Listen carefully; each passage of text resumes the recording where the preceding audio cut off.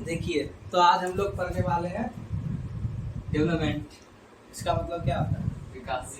विकास कई प्रकार का आता है, हम बता सकते हैं। इसका एक पहले वीडियो देख लेते हैं, तब आपको इस चैप्टर का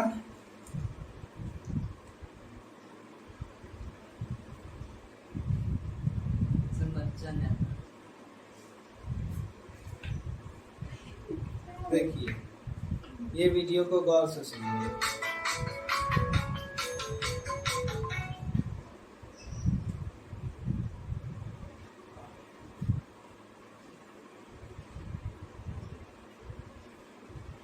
आपके गांव में विकास हम गए थे यहाँ से, हम बीमार थे डॉक्टर का। देखिए, क्या नाम हुआ चाचा आपका? शरण दास। हाँ, शरण दास। विकास पहुंचा है आपके गांव में? विकास हम गए थे यहाँ से, हम बीमार थे डॉक्टर का। काम हुआ है आपके गांव में? काम हुआ, उधर हुआ, हमारा टोला में काम। पानी वाला जल चल के खा रहे हैं, इससे नहीं हुआ। गली गली नीतीश जी कह रहे हैं कि पहुंचा दिया हर जगह। देखिए, तो यही है विकास। इसमें जो चाचा से पूछा जा रहा है कि विकास आया आपके गांव में, तो विकास का मतलब है डेवलपमेंट। और वो समझे विकास कोई लड़का, बोले हम तो सर डॉक्टर यहाँ गए थे, बीमार थे, तो नहीं पता था। बाद में पूछा गया कि कुछ विकास हुआ है, तब बोले कि कोई विकास नहीं हुआ है। तो विकास, डेवलपमेंट, कोई भी विकसित है या विकासशील है, तो उसको हम कैसे कह सकते हैं कि विकसित है। तो विकास होने के लिए कोई एक पॉइंट को लेकर के चलना ये आवश्यक नहीं है। जैसे हम कह सकते हैं, आप एक निजी उदाहरण ले लीजिए अपने घर का। बर्तुहारी आता है ना लड़का का, तो शुरुआत में लड़का का बर्तुहारी आता था तो क्या क्या चीज देखा जाता था। लड़का लंबा है, घोड़ा है, 10 कट्ठा खेत है, 21 बेटा है, कोई दूसरा हिस्सेदार नहीं। तो ये सब चीज देखा जाता था, मेन फैक्टर था शादी करने के लिए। तो उसी तरह से ये जो विकास है, हम किसी एक चीज से उसको तुलना नहीं कर सकते। तो सबसे पहली बात है कि डिफरेंट पर्सन। अब विकास है, किसी के लिए अलग अलग आदमी के लिए विकास का मतलब कुछ और होता है। हम समझिए बात को, हम चाहेंगे कि विकास हम करें, हम अपने ट्यूशन में डेवलपमेंट करें। किस तरह? तो डिजिटल बोर्ड लगाकर। अब समझिए, हम अगर डिजिटल बोर्ड लगा दिए, एक बार 2 लाख रुपया पूंजी फंसा दिए, तो क्या ये प्लाई बोर्ड वाला कंपनी बंद हो जाएगी? हमारे जैसा सब लोग अगर डिजिटल बोर्ड बना ले, तो ये मार्कर और ये बोर्ड, ये प्लाईवुड क्या चलेगा? नहीं चलेगा। तो हमारे लिए वो विकास है कि हम डिजिटल बोर्ड बना लिए, लेकिन इस बोर्ड बनाने वाले कारीगर को, उसको मिस्त्री को, इसके लिए ये विकास ठीक नहीं है, क्योंकि उसका जो पेट पे है वो लात मरा जाएगा। ये मार्कर की इंक बनाने वाली कंपनी, मार्कर बनाने वाली कंपनी, वो धीरे धीरे क्या हो जाएगी?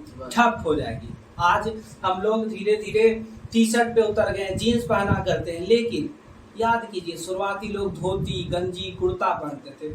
तो क्या टी शर्ट हम लोग विकास समझते? टी शर्ट पहनना मतलब हाई फाई लोग है, टाई लगाना हाई फाई लोग है। लेकिन पुराने समय के जो लोग थे, जिनको क्या आता है, एक तरह से धोती कुर्ता पहनते, तो क्या धोती कुर्ता बनाने वाली कंपनी धीरे धीरे नीचे जा रही है। आज समझिए, आप रेडीमेड कपड़ा खरीद रहे हैं, आपको समय कम पड़ रहा है, चीप भी मिल रहा है, सस्ता भी मिल रहा है, लेकिन क्या वो जो दर्जी बैठा हुआ है उसको वो विकास धारा? नहीं धारा, क्योंकि आप कम दामों में अच्छे कपड़े को ले रहे हैं, आपकी कंट्री डेवलप कर रही है, लेकिन ये डेवलपमेंट उस दर्जी के लिए सही नहीं है। तो उसी तरह से डेवलपमेंट अलग अलग लोग के लिए अलग अलग तरह का अर्थ लेकर के आती है। विकास है, जैसे कि आप समझ लीजिए, फार्मर के लिए better irrigation, good price for his crop, अच्छा कृषि का फसल होना चाहिए और उसको पैसा भी मिलना चाहिए। लेकिन अब जो साहूकार है, जो बड़े बड़े या जमींदार है, वो कभी इसको बेटर प्राइस देंगे इसके क्रॉप का? नहीं। अगर इसका ये सेक्टर डेवलप्ड हो गया, मतलब बिजनेसमैन को ज्यादा पैसा देना पड़ेगा, और ज्यादा पैसा जहां देगा उसका डेवलपमेंट धीरे धीरे क्या होने लगेगा? नीचे जाने लगेगा। तो उसी तरह से जैसे यहाँ पर एक सोचता है किसान कि हमको सावन में ज्यादा बारिश हो, हमको ज्यादा क्या हो, अर्निंग हो, कमाई हो, हम धान की खेती में जाए। लेकिन वही दूसरा जो जमींदार है वो चाहेगा कि कोई बारिश वारिश नहीं हो, हमको एकदम सस्ता मजदूर मिले, 150-200 रुपया में काम करने वाला मजदूर। तो उसके लिए वो विकास संभव नहीं है। किसी स्कूल में सब डायरेक्टर सोचेगा कि हमको 2000-3000 रुपया वाला टीचर मिल जाए, लेकिन क्या 2000-3000 रुपया उसके लिए तो वो डेवलपमेंट हो जाएगा, लेकिन जो टीचर वहाँ पढ़ा रहा है क्या उसके लिए वो डेवलपमेंट हुआ? 2000 में तो सही में आजकल का खाना भी नहीं चलेगा घर में, 3000 में 150-300 का तो तुम्हारा रिचार्ज हो जाएगा मोबाइल का, जियो का, और कुछ सब चीज मिला लो, टी शर्ट सब चीज, तो 2000-3000 में तो घर भी चलने वाला नहीं है। तो उसी तरह से डेवलपमेंट जो है, विकास जो है, अलग अलग व्यक्तियों के लिए अलग अलग अर्थ लेकर के आता है। तो अब आता है जैसे ट्राइबल पीपुल्स है, समझिए बात को, जनजाति लोग। सरकार है, सरकार चाहेगी कि अपने लोगों को सस्ती बिजली प्रदान करे, सब चाहेगा कि हम अपना, जैसे कोई अभी नेपाल भारत से इलेक्ट्रिसिटी खरीद रहा, तो नेपाल भी तो चाहेगा कि हम अपने ही जगह पे डैम बनाकर, वहां पर पढ़ी होगी शायद तुम लोग, उसमें ज्योग्राफी में पढ़ी होगी, पढ़ी है ना, कि उसमें टरबाइन घुमा करके इलेक्ट्रिसिटी जनरेट किया जाता है। तो वो नहीं चाहेगा नेपाल कि हम अपना डैम बना करके इलेक्ट्रिसिटी खुद जनरेट करें और वो पैसा जो हम भारत को दे रहे हैं वो हम खुद पास रखें।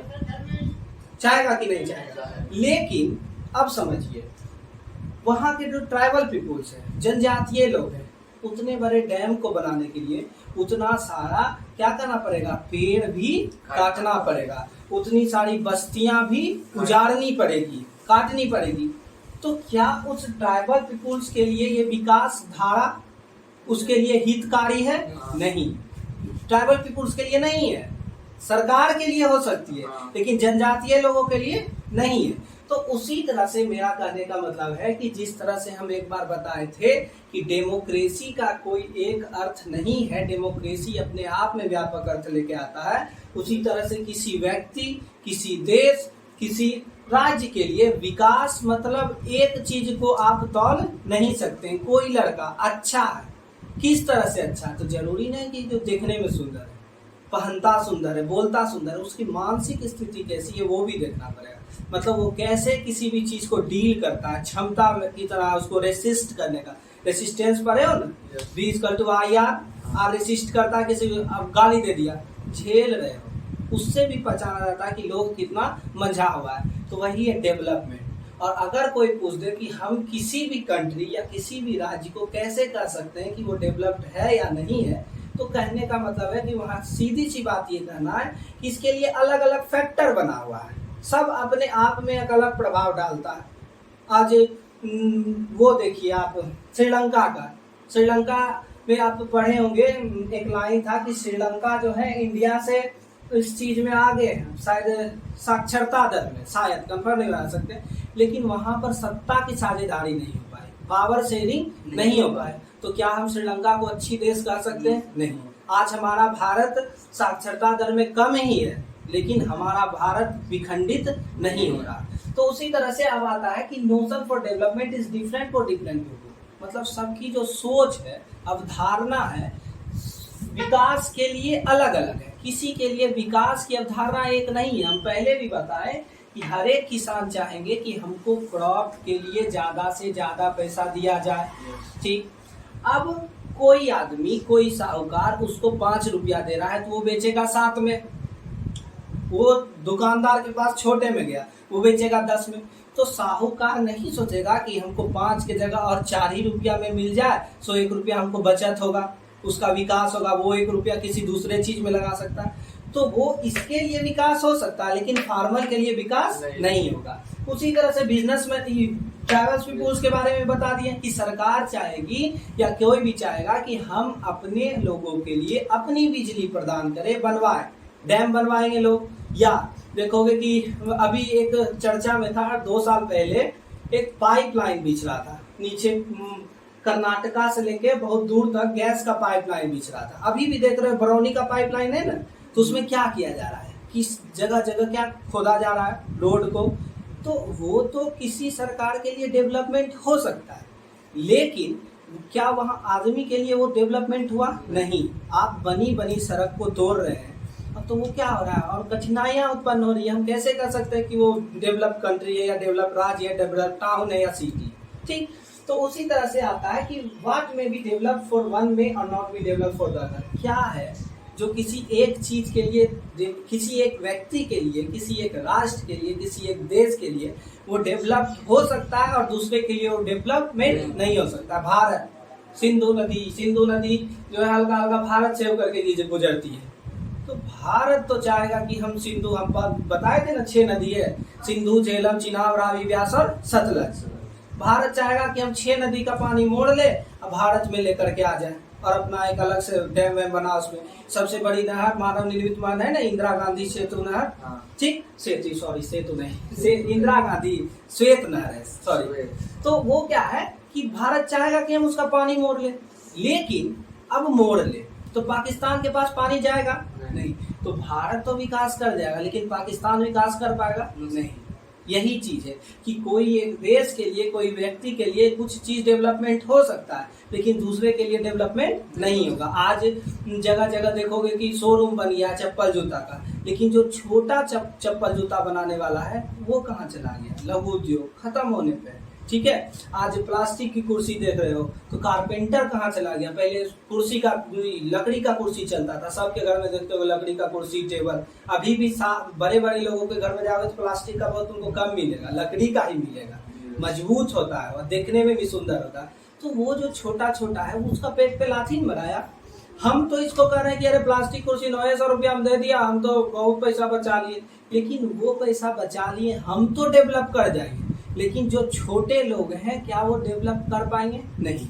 तो अब आता है इट में भी इवन भी डिस्ट्रक्टिव हो रहा है, ये दूसरे के लिए डिस्ट्रक्टिव भी हो सकता है, विनाशकारी भी हो सकता है। इसका सबसे बड़ा उदाहरण है ट्राइबल पीपुल्स, जो हम बताएं कि डैम बनाने के लिए बहुत सारा वन को काटना पड़ेगा मतलब तुम्हारा जो इकोलॉजी बोलते हैं, एटमॉस्फेयर है उस पर भी इफेक्ट पड़ेगा। वहाँ का तुम्हारा जो वो है, क्या बोलते हो उसको, इन्वायरमेंट बदल जाएगा। जहाँ पेड़ पौधा कम है, देखो वर्षा कम होता है राजस्थान में, वर्षा कम होती है, क्यों? क्योंकि वहाँ पर पेड़ ही नहीं है। तो अब आता है कि कैसे हम कर सकते हैं। तो इनकम एंड अदर गुड्स, सबसे पहला जो पॉइंट है आपका कि कैसे हम कर सकते हैं, कोई डेवलपमेंट है या नहीं कर सकता, या किसके लिए? जो सबसे पहले विकास के लिए इनकम और अदर गोल्स, मतलब कि उसका कितना कमाई है, और अदर गोल्स। समझो इस बात को, कोई एक टीचर तुम्हारे स्कूल में 5000 रुपए में पढ़ा रहे हैं, ठीक, और बहुत काम करवाया जा रहा है, बहुत उदाहरण है तुम्हारे स्कूल में, तो कोई भी आदमी ये चाहेगा कि हम 5 ही हजार रुपया कमाएं, लेकिन उसको क्या है कि इक्वालिटी मिलना चाहिए, इक्वल ट्रीटमेंट मिलना चाहिए।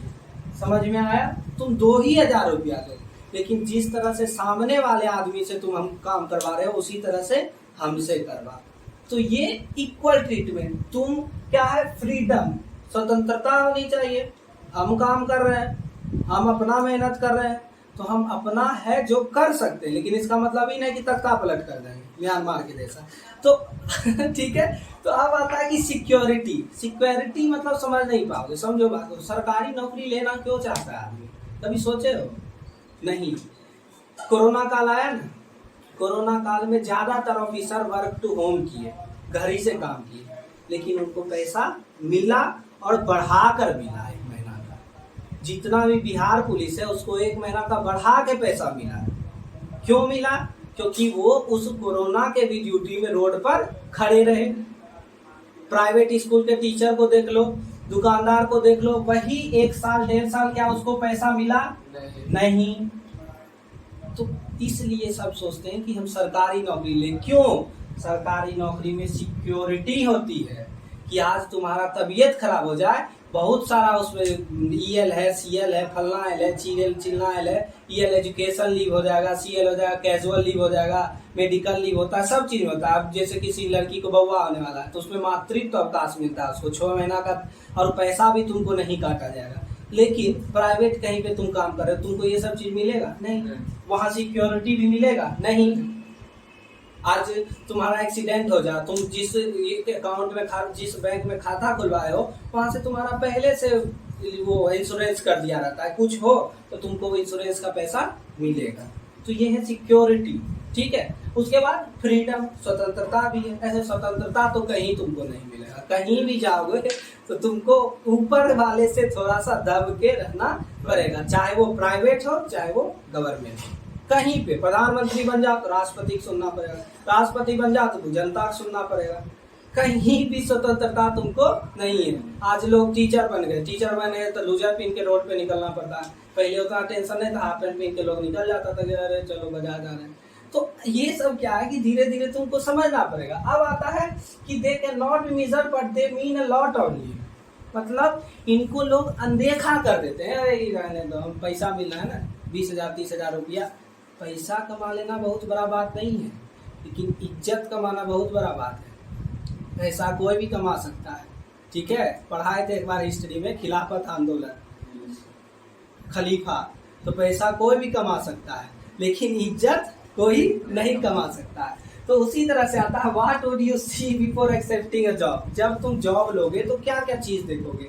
हम आज हमको भेज दे नानी घर में मेरा जॉब हो जाए पोस्ट ऑफिस में, ठीक है, गांव का क्षेत्र है, ग्रामीण क्षेत्र है। अब वहां जाए, हमको 20,000 रुपया भी दे, लेकिन पढ़ने के लिए मेरे बच्चे के लिए ना तो कोई स्कूल है, और वहां जाएगा मेरा बच्चा, हम हिंदी बोलते हैं, बच्चा वहां मेरा ठेठी सीधा खैली रे खैली, तो ये क्या होगा, धीरे धीरे ये डेवलपमेंट होगा नहीं। तो किसी भी जॉब को लेने से पहले तुम क्या क्या चीज देखोगे, वहां का माहौल, कि हमारा बच्चा किस तरह से विकास करेगा। आज लोग गांव से यहाँ आते हैं पढ़ाने के लिए, क्यों? पंडारक से आया, तुम गांव से आया, चेरू से आया, क्यों आया? क्योंकि अच्छा से कोई चीज सीख सके। गांव में नहीं सीख सकता था, सीख सकता था, लेकिन वैसा माहौल वहां का नहीं है। और हमको अगर वैसा दे दे वहां पर जॉब, तो हम चाहेंगे कि अपना बच्चा को वहां रखें? नहीं। सब जिसका देखोगे कि ग्रामीण क्षेत्र में नौकरी है, जॉब है, सब अपना बच्चा को बाहर पढ़ाता है। जितना तुम्हारा गवर्नमेंट एम्प्लॉयड है सब प्राइवेट स्कूल में पढ़ाएगा, बड़ा स्कूल में। काहे? क्योंकि वहां का माहौल वैसा नहीं है। अब आता है कि for development people look at a mix of both. विकास के लिए हम लोग अलग अलग चीजों को देखते हैं। कि अब जा रहे हैं, हमारा घर जमालपुर में ऐसा जगह है, हम तो अपने दादा दादी को कहेंगे कि इतने अच्छे थे, हमारे घर के सामने स्कूल है, डॉक्टर है, और 5 मिनट के रास्ते में स्टेशन भी है। समझो, तबीयत भी खराब हुआ तुरंत सामने में डॉक्टर के पास चल जाओ, पढ़ना है गेट से निकलते थे, चल जाते थे, और तुरंत कहीं स्टेशन जाना है तो पहुंचा। तो सारी चीज की सुविधाएं ही आपको एक विकसित बना सकती है। समझ रहे हो ना? तुम अच्छे माहौल में रहोगे कैसे, तो विकसित सब चीज का फैक्टर तुमको देखना पड़ेगा। तुम अच्छा हो कैसे, तो सब चीज का फैक्टर देखना पड़ेगा। तुम्हारा स्वास्थ्य का सुविधा कैसा है तुम्हारे क्षेत्र में, एजुकेशन क्वालिटी कैसा है तुम्हारे क्षेत्र में, स्टेशन रेलवे की व्यवस्था कैसी है। बांका की तरफ जाओगे तो सिंगल पटरी बना हुआ है, एक ट्रेन उधर से आ रही है तो दूसरे ट्रेन को दूसरे हॉल्ट पे खड़ा करके रखना पड़ता है। लेकिन अब शायद डबल पटरी हो चुका है, लेकिन बहुत सारी ऐसी भी वो है स्टेशन जहाँ पर सिंगल पटरी जाता है। तो वहां पर क्या है, अभी भी विकास की आवश्यकता है। तो हम लोग विकास को या विकसित देश को या विकासशील देश को किसी एक फैक्टर से लेकर के तौल नहीं सकते। एगो होता है ना, एगो पढ़वा है ना कि सबको एक तराजू में मत तौलो। तो उसी तरह से विकास के लिए किसी एक तरह का तराजू नहीं बना हुआ है। कोई इलेक्ट्रिक तराजू पे नापेगा, कोई बटखरा वाला पे नापेगा, कोई डंडी मारने वाला पे नापेगा। तो सब के लिए अलग अलग तराजू है। अब आता है कि नेशनल डेवलपमेंट, राष्ट्र के लिए विकास की क्या क्या चीज है। या तो इंडिविजुअल सीक डिफरेंट, देखो अलग अलग लोग देश को विकसित करने के लिए अलग अलग सोच की अवधारणा रखते हैं। कांग्रेस को पढ़ोगे तो कांग्रेस में पहले गरम दल और नरम दल था। गरम दल चाहता था कि हम पाकिस्तान और सबको अपने में मिला कर रखें, नरम दल चाहता था किसी तरह छुट्टी पा जाए, देश में शांति आ जाए। तो दोनों देश का विकास ही सोच रहे हैं। हमको एक बहुत अच्छा एक पार्लियामेंट में एक भाषण दिए थे अटल बिहारी वाजपेयी जी, बोले थे कि आप अपने देश की सेवा अपने तरीके से करें और हम अपने देश की सेवा अपने तरीके से करें। दोनों देश की सेवा ही कर रहा है, लेकिन दोनों के देश की सेवा करने का तरीका क्या है, अलग अलग है। दोनों देश का विकास ही चाहता है, लेकिन दोनों के विकास करने का तरीका अलग अलग है।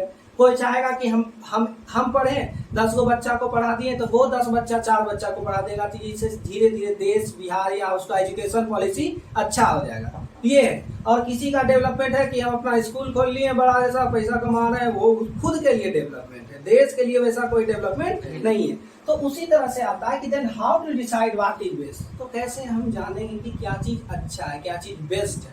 तो आता है कि greatest benefit and greatest people and many such question. अब आता है कि सबसे ज्यादा बेनिफिट, सबसे ज्यादा लोग भी, ये सब चीजें ज्यादा क्वेश्चन है, मतलब प्रश्नवाचक चिन्ह है हमारा कि कैसे हम लोग कह सकते हैं कि कोई देश विकसित है या विकासशील है। यूएसए विकसित है, डॉलर नाच रहा है सबके माथा पे चढ़ के, लेकिन एक जगह वो भी मार खाता है। यूएसए में आर्म्स वो वाला कानून नहीं है, वहाँ का बच्चा गोली रख सकता है, और जो बच्चा डिप्रेशन हुआ, सर मार दिए दो था, अगला दिन आता गोली लेकर 10 को बच्चा को मार के निकल गया। तो क्या वो देश डेवलप है? नहीं। भारत पैसे की दृष्टि से नीचे, लेकिन आर्म्स एक्ट लगने के बाद ये है कि यहाँ का कोई भी आदमी बिना लाइसेंसी गन को लेकर के नहीं चल सकता। इस चीज में तो भारत डेवलप है, अच्छी सोच लेकर के चलता है। तो उसी तरह से डेवलप भी अलग अलग लोगों के लिए अलग अलग अवधारणाएं लेकर आता है।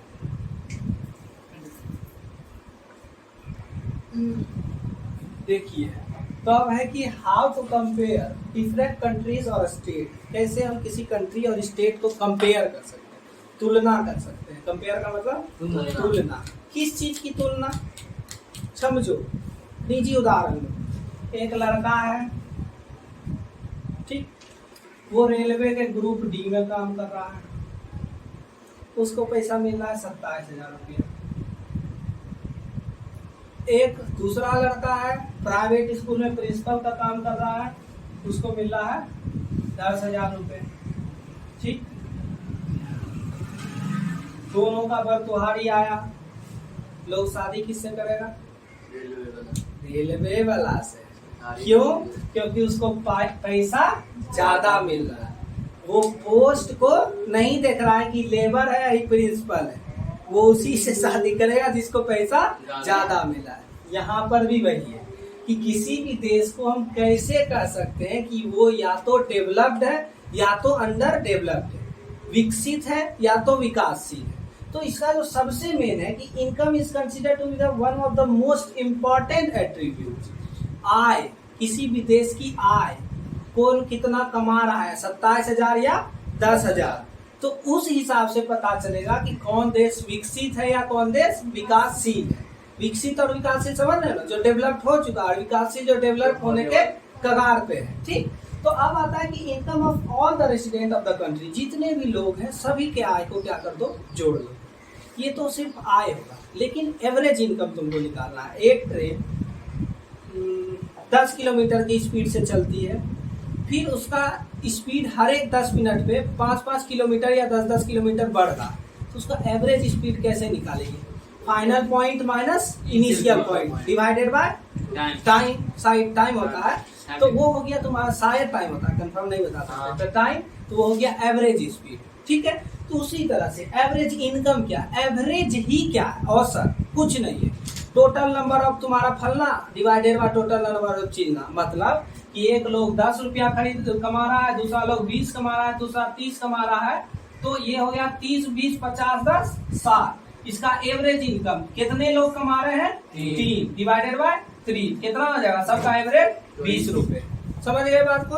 तो टोटल इनकम किसी भी कंट्री का डिवाइडेड बाय टोटल पॉपुलेशन। ठीक है, तो अब आता है कि it is known as per capita income. इसी को हम लोग क्या कहते हैं? पर कैपिटा इनकम, या हिंदी में इसको कहा जाता है प्रति व्यक्ति आय, कि हर एक व्यक्ति लगभग कितना रुपया कमा रहा है। अब आता है कि वर्ल्ड बैंक के हिसाब से, ये तो हम अपने हिसाब से समझिए, कमा रहा है, कितना कमा रहा है अभी बताया ना कि कोई बरतुहारी आएगा तो 27,000 वाला से शादी करेगा, तो कैसे हम समझेंगे कि वो ज्यादा पैसा कमा रहा है?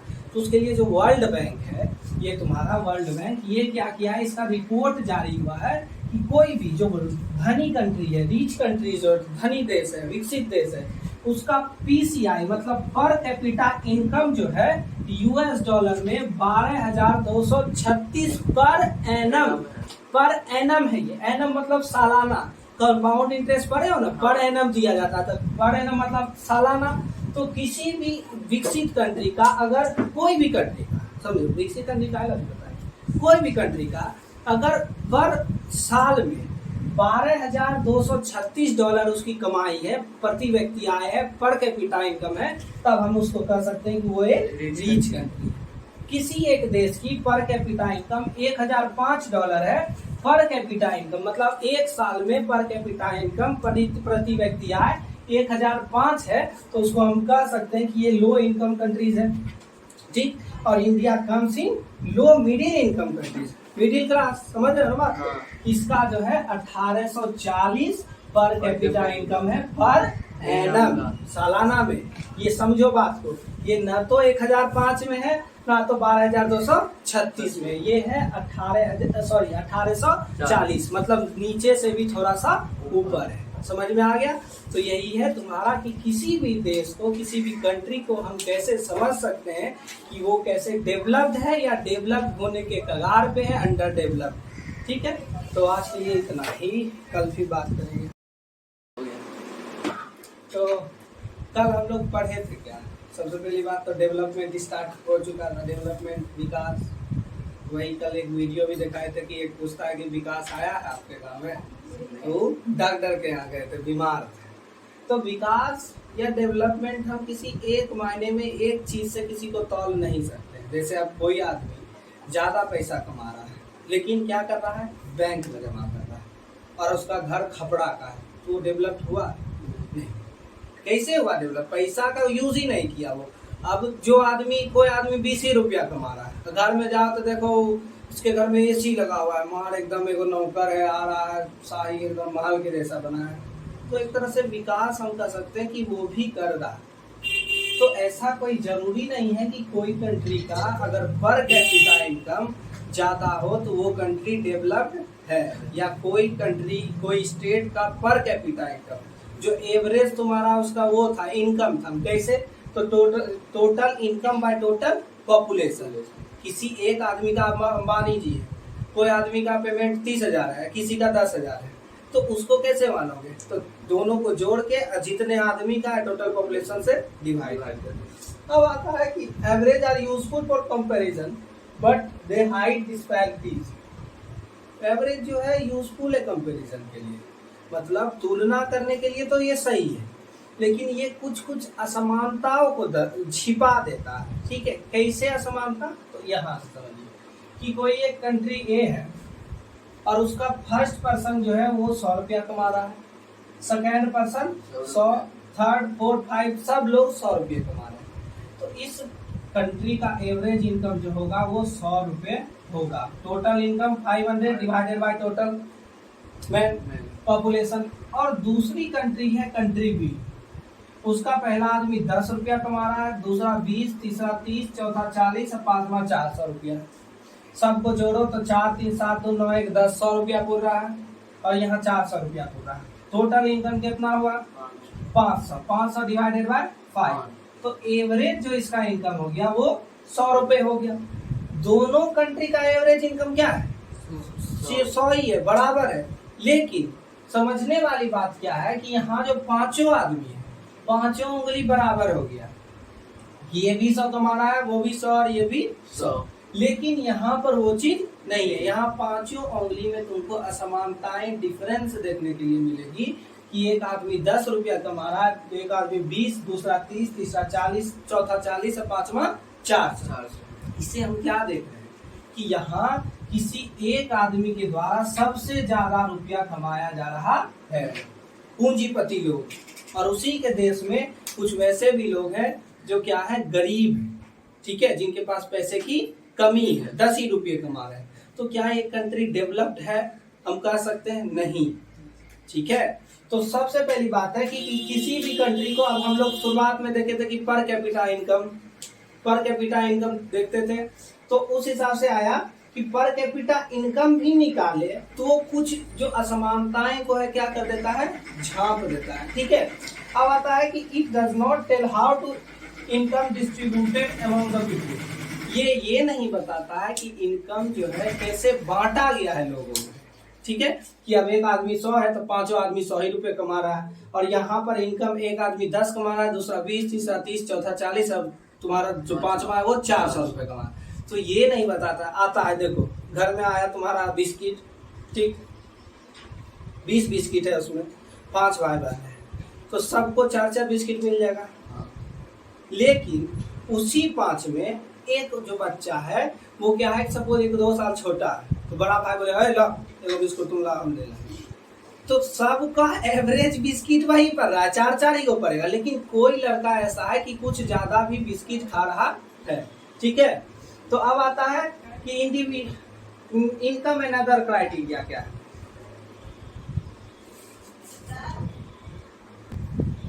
तो इनकम एंड अदर क्राइटेरिया हम शुरुआत में पढ़े थे कि कोई डेवलप है, कितना पैसा कमा रहा है वो देखेंगे तब हमको पता चलेगा। हम बोले थे कि कोई आदमी अगर 30,000 रुपया कमा रहा है, कोई कहीं जॉब ले रहा है, तो ये भी देखता है कि वहाँ हमारा माहौल किस तरह का बन रहा है। हमारे बच्चे को पढ़ने के लिए अंग्रेजी में बोलने वाले शिक्षक मिल रहे हैं या नहीं, कि अरे मारेंगे अरे, तो वैसा शिक्षक मिलेगा तो कोई जाएगा वहाँ पर पढ़ने के लिए, बाहर भेज देगा अपना बच्चा को। तो अब आता है कि इनकम तो है, आय तो है, लेकिन कुछ अदर क्राइटेरिया क्या है कि जिसको हम कह सकते हैं। तो सबसे पहली बात है कि हरियाणा को आप पर कैपिटा इनकम देखो, तो हरियाणा का पर कैपिटा इनकम 2015 से 16 का आरएस ये कितना दिया हुआ है आपका, 1,62,034 रुपए, और केरला का दिया हुआ है 1,55,516 रुपए, और बिहार का 34,168। देखो ये समझने वाली बात है। केरला को यहाँ पर उठा लो, केरला का हरियाणा से पर कैपिटा इनकम क्या है, कम है ना। अब देखिए, अब आता है दूसरा जो हम क्या बताए क्राइटेरिया, बताए ना, तो इन्फेंट मोर्टेलिटी रेट, शिशु मृत्यु दर, कि पर 1,000 बच्चे में सालाना आपका कितने बच्चे की मृत्यु हो जा रही है, ठीक है। फिर आता है कि लिटरेसी रेट 82%, साक्षरता दर, लोग कितने पढ़े लिखे हैं, और फिर आता है नेट अटेंडेंस, ठीक। तो अब आता है कि हरियाणा का तो हम यहाँ देखते कि पर कैपिटा इनकम केरला से क्या है, ज्यादा है, लेकिन यहाँ पर देख रहे हैं कि केरला का शिशु मृत्यु दर हरियाणा के मुताबिक क्या है, कम है। यहाँ पर हर 1,000 बच्चे में 36 बच्चे मर जा रहे हैं।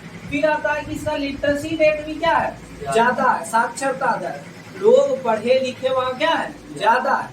फिर आता है कि नेट अटेंडेंस, मतलब है कि केवल उपस्थिति अनुपात, मतलब होता है कि कितने बच्चे 14 से 15 या 16 के उम्र में स्कूल जा रहे हैं।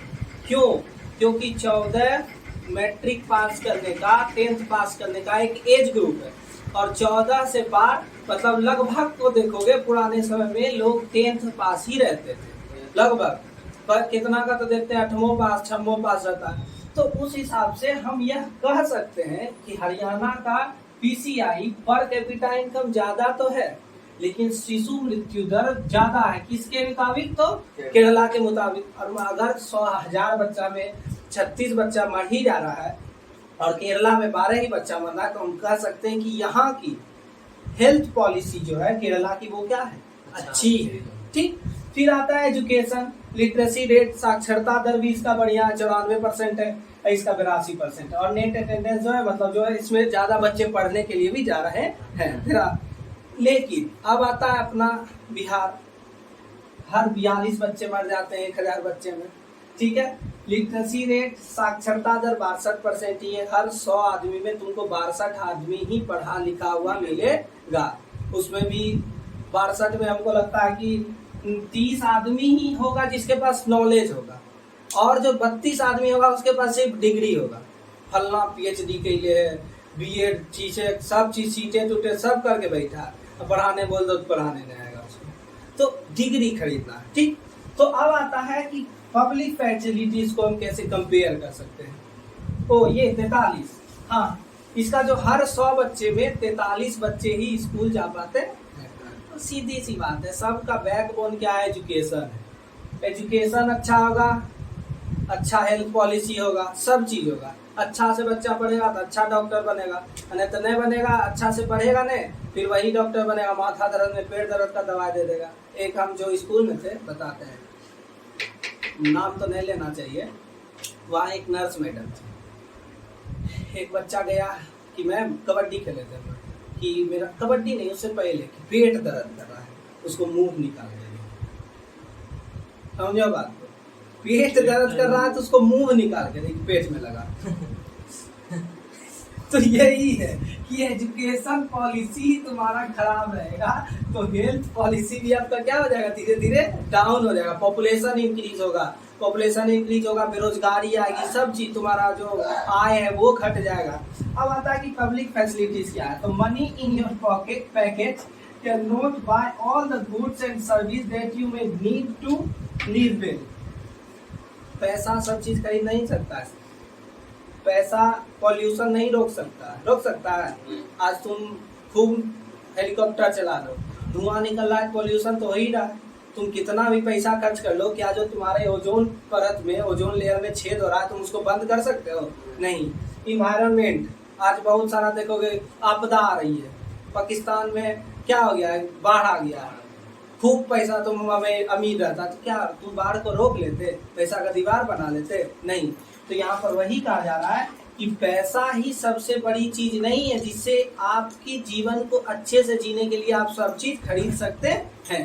इसलिए यह कहना कि पीसीआई पर कैपिटा इनकम किसी कंट्री का अगर अच्छा है तो उसके लोग वो विकसित कंट्री होगा, डेवलप्ड कंट्री होगा, ये कोई तथ्य इसमें नहीं है।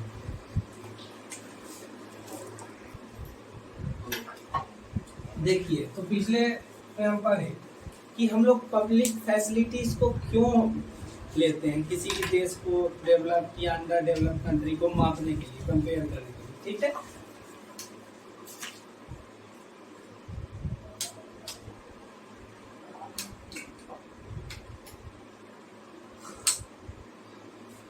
तो अब आता है कि सबसे पहली बात तो ये समग्र रूप से लिया जाता है। मतलब किसी देश में जितना पॉपुलेशन है तुम सबको ना तौलोगे। हम पिछले ही बार में बताया कि किसी देश का एवरेज इनकम निकालेंगे तो वो उस चीज को झांप देता है कि हर एक आदमी के पास कितना पैसा डिस्ट्रीब्यूट हुआ है। तो इसीलिए हम लोग पब्लिक फैसिलिटीज को लेते हैं। अब आता है कि चीपेस्ट, सस्ता है, सबसे बढ़िया है कि किसी देश का मोर्टेलिटी रेट उठा लो, अब कितना डेवलप है, लिटरेसी रेट उठा लो, साक्षरता दर उठा लो, कितना डेवलप है तुमको पता नहीं चलेगा। फिर आता है कि performance of other criteria also improve, और भी क्राइटेरिया पे ध्यान देने की आवश्यकता है और उसको इम्प्रूव करने की आवश्यकता है। जैसे इन्फेंट मोर्टेलिटी रेट और लिटरेसी। अगर कोई देश में 1000 बच्चे में 50 बच्चे की मृत्यु हो रही है, 500 बच्चे की मृत्यु हो रही है, मतलब इसका क्या है कि आपका हेल्थ पॉलिसी ही गड़बड़ है। और हेल्थ पॉलिसी गड़बड़ है मतलब आपका एजुकेशन गड़बड़ है, ठीक है। एजुकेशन गड़बड़ है मतलब लिटरेसी पे आके घूम फिर के रोक दिया। समझ में आया? तो अब आता है कि BMI, बॉडी मास इंडेक्स इसमें है। इसमें दिया क्या है, तो use to find out whether a person is nourished, under nourished और ओवरवेटेड। समझो, पोषित है, कुपोषित है या बहुत ज्यादा वेट है, नापने के लिए एक BMI, बॉडी मास इंडेक्स है। जैसे देखते हो ना कि एवरेज वेट रहता है, कि एवरेज हाइट के हिसाब से वेट बताया जाता है कि तुम्हारा इतना हाइट है तो तुम्हारा एवरेज वेट इतना से इतना तक होना चाहिए, ठीक। तो अब आता है कि उससे निकालते हैं कैसे, या वो है क्या।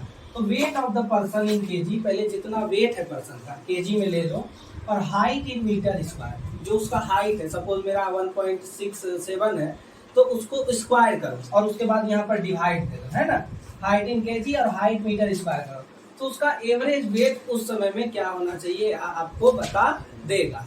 अब समझिए इस बात को कि जिस आदमी का 18 केजी से कम आ गया वो क्या हो जाएगा, अंडर नूरिश, कुपोषित, खाना ही नहीं मिल रहा है घर में उसको, या तो खाना खा रहा है तो उसको लग नहीं रहा, या तो खाना खा रहा है तो वो खाना को नहीं खा रहा है, खुद ही खाना उसको खा जा रहा है।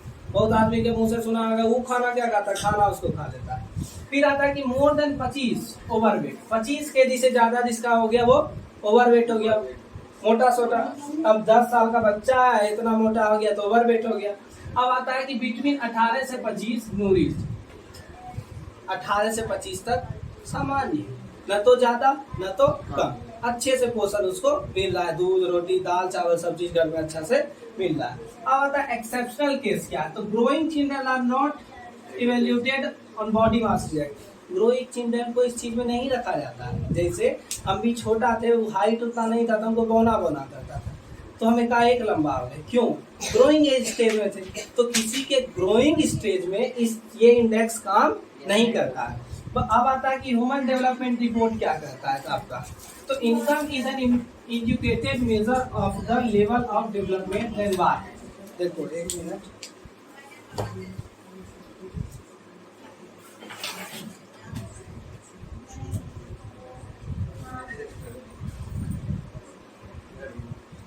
इसका मतलब है अपर्याप्त। मतलब ह्यूमन डेवलपमेंट रिपोर्ट जो आपका यूएनडीपी के द्वारा, यूनाइटेड नेशन डेवलपमेंट प्रोग्राम के द्वारा पब्लिश किया जाता है, वह कहता है कि इनकम जो है वह अपर्याप्त है किसी भी कंट्री को डेवलप्ड बताने के लिए या अंडर डेवलप्ड बताने के लिए। तो लेता है क्या क्या चीज के, तो हेल्थ जो हम पहले ही बता दिए, education and standard of living, कैसे लोग रह रहे हैं। अभी भी जाओगे बहुत जगह अफ्रीका में तो लोग जनजातीय तरीके से रहते हैं, हम खपड़ा का घर है, वहाँ फल्ला है चिल्ला है, तो उतना ज्यादा डेवलप्ड कंट्री नहीं है। अब आता है कि यार सम ऑफ द इम्पोर्टेंट फैक्टर, ये जो है कुछ महत्वपूर्ण फैक्टर है आपका। फिर आता है UNDP, United Nation Development Programme, इसका हिंदी होता है संयुक्त राष्ट्र विकास कार्यक्रम, ठीक है, संयुक्त यूनाइटेड राष्ट्र विकास कार्यक्रम। अब आता है कि this report compare countries based on education level, ये किसी भी देश को कंपेयर करता है। सबसे पहला चीज हम पहले भी बता रहे हैं कि एजुकेशन जो है वो क्या है, बैकबोन है किसी भी चीज का। एजुकेशन ठीक रहा तो तुम्हारा बहुत चीज ठीक हो जाएगा धीरे धीरे, ठीक है। तो एजुकेशन लेवल सबसे पहले लिया जाता है, ठीक, वहाँ साक्षरता दर कैसी है, कैसे लोग पढ़ रहे हैं, कितने लोग पढ़ने के लिए जा रहे हैं, या कितने लोग पढ़ रहे हैं तो किस तरीके से पढ़ाया जा रहा है। फिर आता है कि हेल्थ स्टेटस, तुम्हारा जो स्वास्थ्य है वो, और फिर पर कैपिटा इनकम, मतलब कितना उसका इनकम है, total income by total population of country. अब बचा हुआ हम लोग सस्टेनेबल डेवलपमेंट, ये आपका एक टॉपिक बचा हुआ है, वो हम लोग कल पढ़ेंगे। देखिए तो आज पढ़ेंगे हम लोग क्या, सस्टेनेबिलिटी ऑफ डेवलपमेंट। इसका मतलब क्या, इसका सस्टेनेबिलिटी मतलब होता है वहनीय, ठीक है, और सस्टेनेबल मतलब एक तरह से समझिए तो ये होता है सतत। सतत क्या है, ठीक है। सस्टेनेबल डेवलपमेंट ये कहता है कि हम विकास को उस प्रकार से करें या खुद को डेवलप उस प्रकार से करें जो आने वाली पीढ़ी को कोई असर नहीं करे। उदाहरण के तौर पर आप अगर देखेंगे तो अभी हम लोग पेट्रोल यूज कर रहे हैं ना, और कहा जाता है कि पेट्रोल क्या है, फॉसिल फ्यूल है, और वो नॉन रिन्यूएबल रिसोर्स है। पहले तो रिसोर्स क्या, रिसोर्स पढ़े होगे, तुम्हारा पहला चैप्टर ज्योग्राफी का शायद रिसोर्स ही है ना। संसाधन क्या है, वैसी कोई भी वस्तु जो हमारे कार्य को करने में आसान करती है, ठीक है। जैसे हम क्या कर रहे हैं, मार्कर का उपयोग कर रहे हैं ना, हमको लिखने में आसान कर रहा है ना। पुराने समय में याद करो, सम्राट अशोक क्या करवाते थे, पत्थर पे खुदवा करके क्या करवाते थे, जो जीते थे वो लगवा देते थे। उसका उदाहरण है अशोक स्तंभ। तो वहां पर लिखने की विधि थी, कौशल था, स्किल था, लेकिन उतने अच्छे से हम लोगों के पास संसाधन नहीं था, रिसोर्स नहीं था। अब रिसोर्स का इतना यूज नहीं कर ले कि आने वाली पीढ़ी के लिए वो इतिहास बन के रह जाए।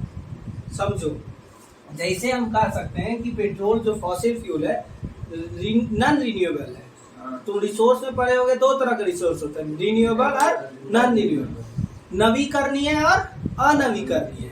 अनवीकरणीय मतलब जो खत्म हो जाएगा तो पुनः बनने में बहुत समय लगेगा, जैसे कोयला, पेट्रोल, क्रूड ऑयल। ऐसे क्रूड ऑयल को ही रिफाइन करने के बाद पेट्रोल, डीजल, किरोसिन ये सब चीज निकलता है। तो ये अगर एक बार खत्म हो गया तो इसको बनने में क्या लगेगा, समय लगेगा। लेकिन नॉन रिन्यूएबल, हवा खत्म होगा कभी, सनलाइट होगा खत्म कहीं, होगा अभी नहीं, बहुत साल बाद। तुमको पता होगा कि फिजिक्स 12th में जाके पढ़ोगे, सन के अंदर में न्यूक्लियर फ्यूजन होना है, हीलियम और हाइड्रोजन गैस, और गैस है, फ्यूजन होते होते आने वाले बहुत सालों के बाद, अरबों सालों के बाद तुम्हारा सन एक बर्फ बन जाएगा। कभी गौर करना कि ज्यादा हीटेड चीज के एकदम सेंटर में सबसे कम तापमान रहता है, मतलब नहीं समझा है, बर्फ है बर्फ के एकदम सेंटर में थोड़ा तापमान ज्यादा रहेगा।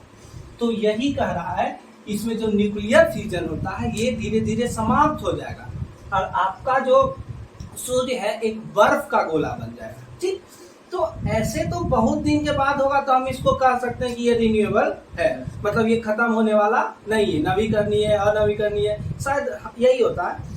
तो अब आता है कि development requires consumption of resource, विकास करना है, रिसोर्स को तुमको उपभोग करना पड़ेगा। कंजम्पशन का मतलब उपभोग, तुम उसका उपभोग किए बिना तुम विकास नहीं कर पाओगे। देह दर्द कर रहा है, लोग चाय पीता कि नींद आ रहा है, चाय को पीने से खत्म, तो तुम पियोगे तब ना कि रख लो चाय सामने में, सुगंध से तुम्हारा नींद खत्म होने वाला नहीं है, तुमको उसका उपभोग करना पड़ेगा। आपके पास राजस्थान में अगर विंड एनर्जी है तो तुमको विंड मिल लगाना पड़ेगा, पवन चक्की लगाना पड़ेगा, तभी उससे इलेक्ट्रिसिटी जनरेट होगा। आज कोस्टल एरिया में टाइडल एनर्जी है, मतलब जो ज्वार भाटा आता है, समझते हो ना, समुद्र का लहर उठा फिर गिरा, उठा फिर गिरा, तो वो क्या है, ज्वार भाटा। अब उठा तो तुम उस टर्नेडो को बनाओगे, लगाओगे अंदर में, तभी तो इलेक्ट्रिसिटी जनरेट होगा। शायद 10th में या 9th में एक चैप्टर पढ़ा होगा लखनवी अंदाज, हिंदी में, उनका आंख नहीं था तो ऐसे महसूस कर लेते थे।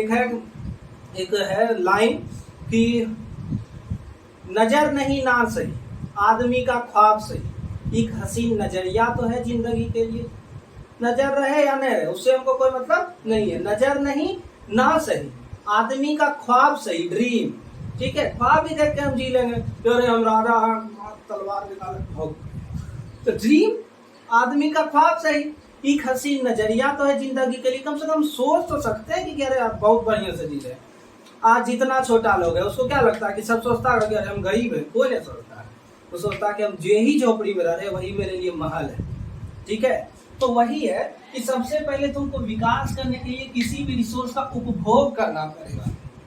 अब उपभोग किए तो इतना न उपभोग कर दिया कि लीडिंग टू डिप्लीटेशन ऑफ रिसोर्स, बढ़ा होगा सॉइल डिप्लीटेशन, मृदा क्षय, जो मिट्टी धीरे धीरे खत्म होती जा रही है, किसके द्वारा, लोग डिफोरेस्टेशन कर रहे हैं, पेड़ों को काट रहे हैं। आज सिंधु नदी में जो बाढ़ आई उससे मिट्टी बह के सब तुम्हारा चला जा रहा है कहाँ पे, समुद्र में, अरब सागर में चला गया। तो मिट्टी तो धीरे धीरे तुम्हारा जो मिट्टी का top most layer of the soil, humus, जानते हो ना, ह्यूमस टॉप मोस्ट लेयर, तो वो तो खत्म होते जा रहा है, उससे मिट्टी की जो फर्टिलिटी है वो खत्म होती जा रही है। तो किसी भी चीज का, पहले भी हम तुमको बताते हैं कि अतिशय अगर करे जो कोई अनल प्रकट चंदन ते हुई, किसी भी चीज का अति बढ़िया नहीं है। अति से याद आया, कल पढ़ रहे थे हिस्ट्री, मेडिवल इंडिया नहीं, हाँ मेडिवल ही था, स्टार्ट हो रहा था मेडिवल, तो उसमें पढ़े महमूद गजनवी के बारे में। वो भारत पे 16 बार आक्रमण किया और 15 बार जो आक्रमण किया वो तो उतना धन कमा नहीं पाया जितना 16वां बार सोमनाथ मंदिर पे धन कमा लिया वो, एक ही बार आक्रमण करके, उससे दुगना। मंदिर को उसको मूर्ति विध्वंसक के नाम से जाना जाता है, महमूद गजनवी को। तो हम क्या बोले थे, अति। तो इतना उसके पास धन आ गया कि वो एक रूम में रहने लगा जिसमें वो सोना चांदी रखता था, कि मेरा चोरी चमारी नहीं है। उसको मंत्री पर से भी अपना सब चीज से विश्वास उठ गया और ऐसा नौबत आ गया उसका कि वही सोना चांदी देखते देखते वो पागल हो गया और उसी रूम में मर गया।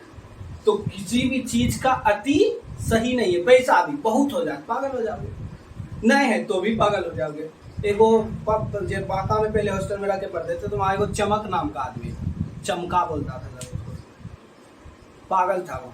लेकिन जब छत पर से देखते थे ना हॉस्टल का, तो बालू पे रोड पे इतना अच्छा अच्छा चित्र बनाता था, इंग्लिश में इतना अच्छा अच्छा चीज लिखता था, कोटेशन। तो पूछे कैसे पागल हुआ, बोला कि दिन रात पढ़ते रहता था, उसका भेजे हो गई।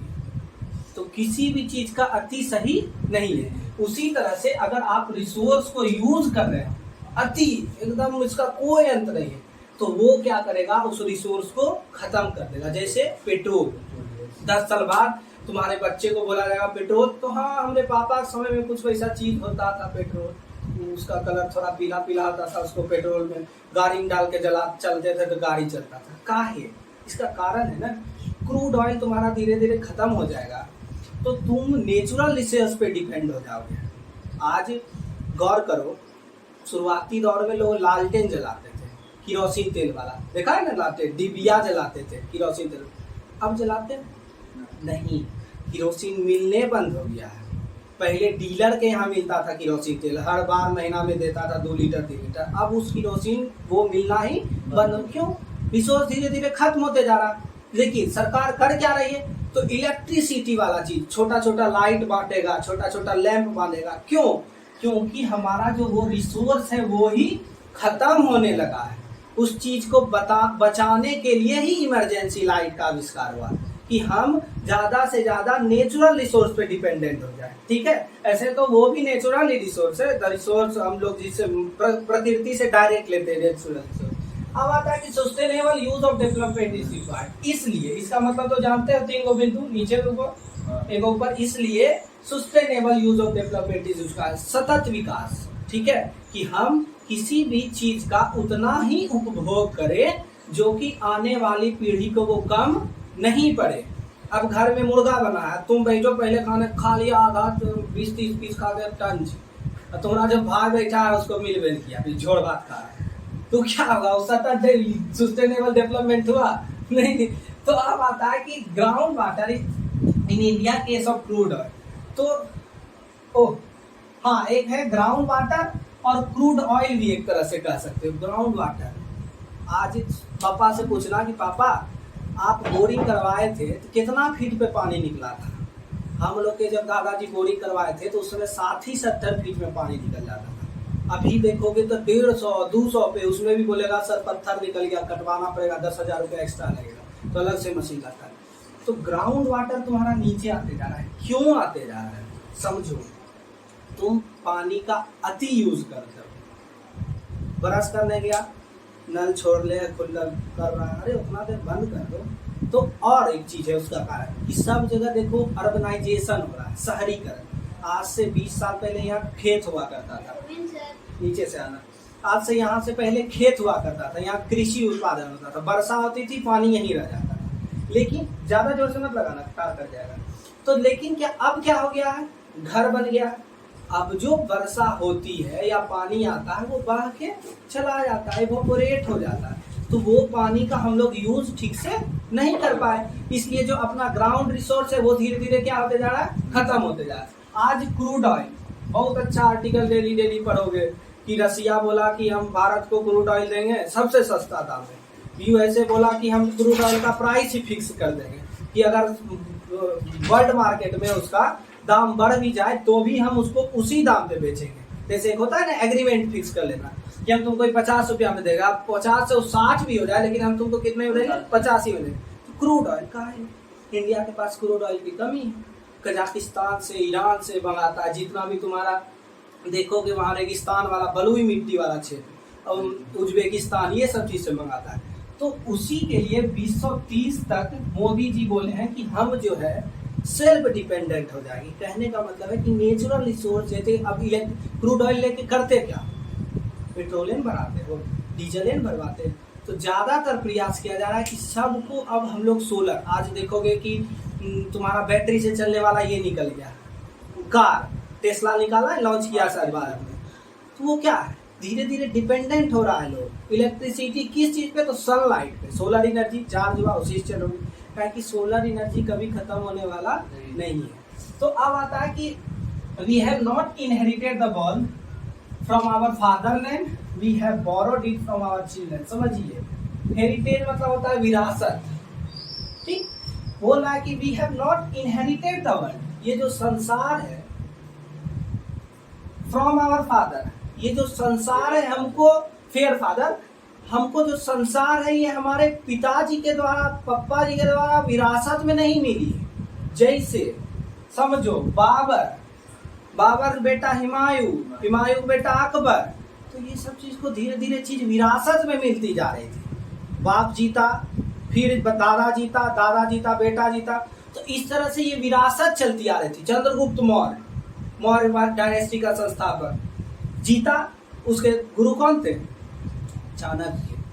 बताए थे एक बार कि चंद्रगुप्त मौर्य के बारे में, कि चंद्रगुप्त मौर्य नंद वंश के नहीं, चाणक्य गए वो नंद वंश के शासक के पास, बहुत ज्ञानी आदमी, बोले कि हमको नौकरी दे दीजिए, तो उसको बेइज्जत करके भगा दिया। तो रास्ता में जब लौटे तो उसको एक बच्चा दिखा इसी जैसा, तो लेके चल गए उसको अपने साथ पढ़ाए लिखाए और उसी नंद वंश के राजा पे अटैक करवा दिए।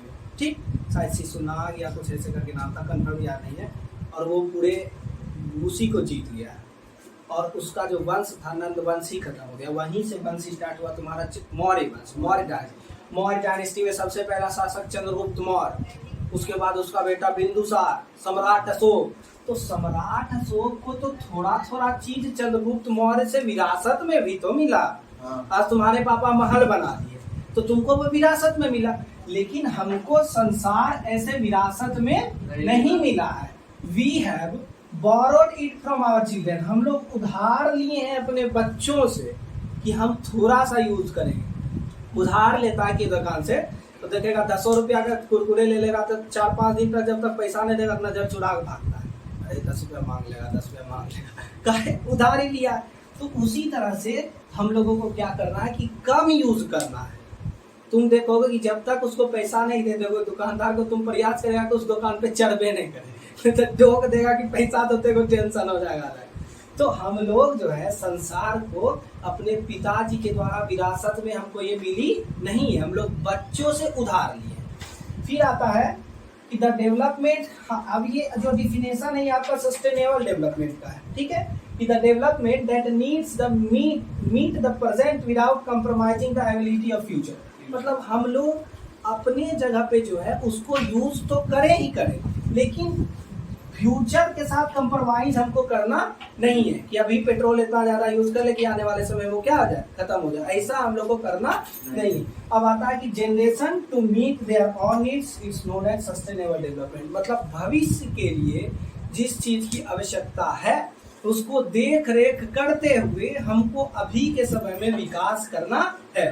मोदी जी भी तो पैसा करते हैं, हम पूरा पेट्रोल खर्चा कर देंगे, क्या होगा, गाड़ी सुने। आने वाले समय में अगली जो सरकार बनेगी, अगर पेट्रोल खर्चा कर दिया तो आने वाली सरकार को भी तो दिक्कत होगा पेट्रोल लाने में, क्रूड ऑयल लाने में, तो भी गाली देगा सबका। तो उसी तरह से sustainable development is the most important topic of geography and economics, दोनों तरीके से। सस्टेनेबल डेवलपमेंट तुम लिख के ले लो, किसी के पॉइंट ऑफ व्यू से तुम्हारा क्वेश्चन आ ही जाएगा, या तो ज्योग्राफी या तो इकोनॉमिक्स। सस्टेनेबल डेवलपमेंट सततीय विकास, ठीक है, मतलब हम किसी भी चीज का प्रेजेंट में इस तरह से विकास करें कि आने वाली पीढ़ी को उसका हानि नहीं पहुंचे। ठीक है, चलिए इतना ही, धन्यवाद।